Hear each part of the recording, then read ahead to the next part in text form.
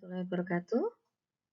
Berjumpa lagi dengan Bu Ana di mata kuliah Praktik Diplomasi.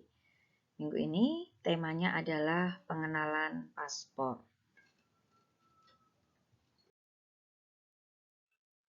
Nah, apa itu paspor?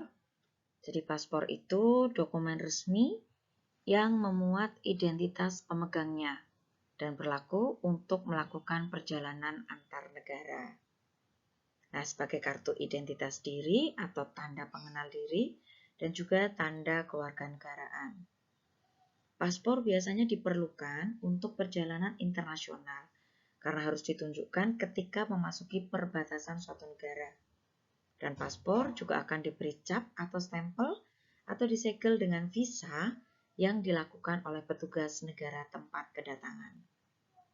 Nah, paspor Republik Indonesia itu merupakan dokumen perjalanan yang diterbitkan oleh Direktorat Jenderal Imigrasi, Kementerian Hukum dan Hak Asasi Manusia, dan perwakilan RI di luar negeri.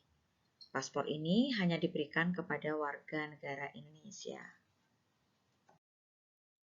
Nah, sesuai dengan peraturan Perundangan Umum Nomor 36 Tahun 1994 tentang Surat Perjalanan RI Pasal 1 Ayat 1 dinyatakan bahwa surat perjalanan RI adalah dokumen resmi yang dikeluarkan pemerintah RI yang memuat identitas pemegangnya dan berlaku untuk melakukan perjalanan keluar dan atau masuk wilayah negara RI.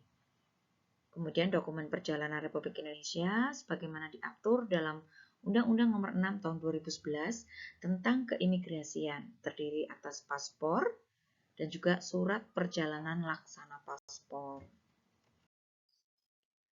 Nah, untuk paspor berisi 24 atau 48 halaman dan berlaku selama 5 tahun. Ada wacana berlaku selama 10 tahun. Itu berdasarkan PP nomor 2020. Tapi tahun ini belum diberlakukan.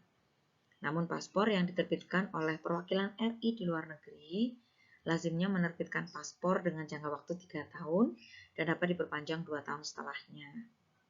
Paspor RI merupakan dokumen milik negara yang dapat dibatalkan atau dicabut sewaktu-waktu oleh negara tanpa pemberitahuan.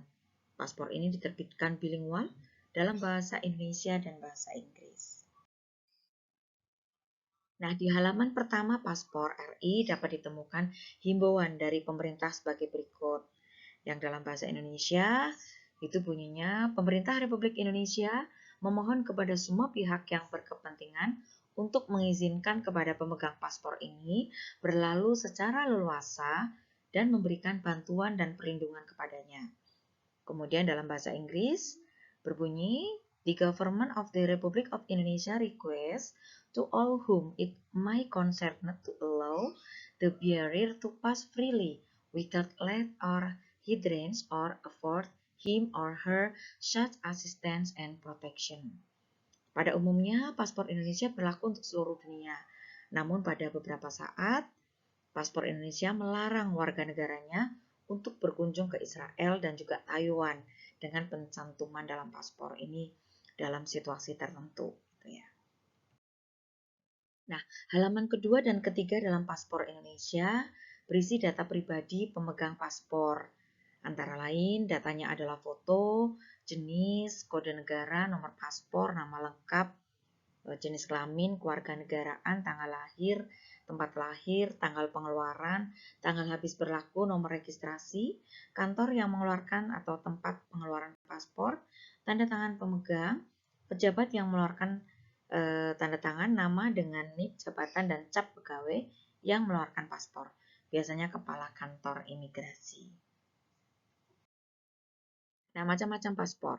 Ada paspor biasa, paspor dinas, paspor diplomatik, Leisure atau paspor khusus yang dikeluarkan oleh PBB, surat perjalanan laksana paspor. Nah, menurut Perpu nomor 36 tahun 1994 pasal 2, Surat Perjalanan Republik Indonesia atau SPRI terdiri dari yang pertama ada paspor biasa, itu warnanya hijau. Kemudian ada paspor diplomatik, itu warnanya hitam. Kemudian ada paspor haji, warnanya coklat. Paspor untuk orang asing, warnanya merah. kemudian SPLP untuk WNI warnanya hijau muda, SPLP untuk orang asing itu warnanya merah, kemudian SPLP dinas warnanya putih. Nah, selain paspor biasa, ada juga e-paspor. Nah, e-paspor atau elektronik paspor sering juga disebut paspor biometri. Merupakan jenis paspor yang memiliki data biometri sebagai salah satu unsur pengaman paspor. Nah, data biometri tersebut disimpan dalam bentuk chip yang tertanam pada paspor yang berada di bagian depan paspor, seperti dalam gambar berikut. Nah, berdasarkan standar yang dikeluarkan oleh International Civil Aviation Organization, chip ini berfungsi untuk menyimpan berbagai data biometri dari si pemilik paspor, mulai dari data biometri wajah, biometri sidik jari, dan berbagai data pendukung lainnya. Sehingga hal ini membuat e-paspor lebih aman dibandingkan paspor biasa non-elektronik. Jika e-paspor ini hilang, maka orang lain yang menemukannya akan kesulitan untuk menyalahgunakan atau memalsukan paspor tersebut, karena seluruh data biometri pemilik paspor sudah tertanam dalam chip paspor tersebut. Nah, sehingga e-paspor diklaim lebih aman jika dibandingkan dengan paspor biasa non-elektronik dan lebih ramah lingkungan karena mengurangi pemakaian kertas. Berbagai alasan inilah yang kemudian membuat beberapa negara menggunakan e-paspor, seperti Malaysia, Amerika Serikat, Australia, Inggris, Jepang, Selandia Baru, Swedia, dan masih banyak lagi. Bahkan mereka mewajibkan orang asing yang datang berkunjung ke negaranya menunjukkan e-paspor. Jadi, jika Anda sering traveling ke luar negeri, sangat dianjurkan untuk memiliki e-paspor. Nah, keuntungan dari e-paspor. E-paspor memberikan beberapa keuntungan bagi pemiliknya dibandingkan dengan paspor biasa non-elektronik. Keuntungan tersebut antara lain yaitu e-paspor sangat sulit untuk dipalsukan atau disalahgunakan oleh orang lain karena memiliki chip yang tertanam di dalam paspor yang berfungsi untuk menyimpan data biometri pemilik paspor sehingga lebih aman dibandingkan paspor biasa non-elektronik. Yang kedua, khusus di Jakarta dan Bali, pemegang e-paspor tidak perlu lagi mengantri di pintu pemeriksaan imigrasi, namun dapat langsung menuju autogate di bagian penerbangan internasional untuk memindai e-paspornya dan terbang ke negara tujuan liburannya. Jika Anda tidak perlu melewati proses pemeriksaan manual dari petugas Bandara Indonesia, bagi traveler yang sering bepergian ke luar negeri, hal ini tentu akan mempersingkat waktu antrian di bagian imigrasi bandara. Nah, pemegang e-paspor dapat mengunjungi Jepang secara gratis selama 15 hari tanpa harus membayar visa. Anda cukup mendaftarkan e-paspor sebelum keberangkatan ke Jepang. Proses pendaftaran ini memakan waktu 2 hari kerja. Nah, mungkin itu ya sekilas terkait paspor dan e-paspor. Mudah-mudahan bermanfaat. Ibu akhiri, wassalamualaikum warahmatullahi wabarakatuh.